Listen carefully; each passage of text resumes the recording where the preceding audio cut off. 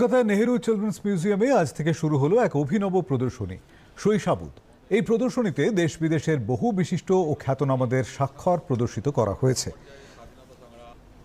প্রদর্শনী ঘুরে দেখেন অভিনেতা চিরঞ্জিত চক্রবর্তী। তিনি বলেন, খুবই ভালো উদ্যোগ। উদ্যোক্তা সৌভিক মুখোপাধ্যায় বলেন, ফেসবুক হোয়াটসঅ্যাপের বাইরেও যে একটা জগৎ আছে সে কথা তুলে ধরতে এই উদ্যোগ।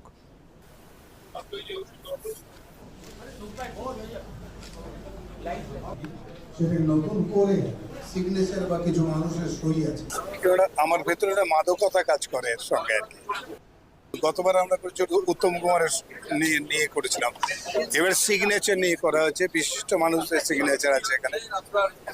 মজার যে প্রথম যিনি এখানকার জাজ ছিলেন ইন্ডিয়াতে ফার্স্ট, তার সঙ্গে কি করে শর্ট করে কিভাবে মানে আমাদের নন্দকুমারকে ফাঁসি দেওয়া হয়েছিল অন্যায়ভাবে, যে এটা ওয়াশিংটনের সঙ্গে সেই পুরো হিস্ট্রিটা এখানে আছে এবং তাদের সেই কাগজটায় সইটাও আছে।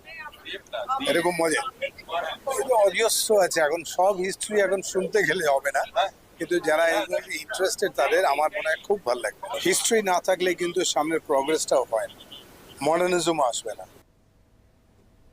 উদ্যোক্তা সৌভিক মুখোপাধ্যায় বলেন, ফেসবুক হোয়াটসঅ্যাপের বাইরেও যে একটি জগৎ রয়েছে সে কথা তুলে ধরতে এই বিশেষ উদ্যোগ নেওয়া হয়েছে।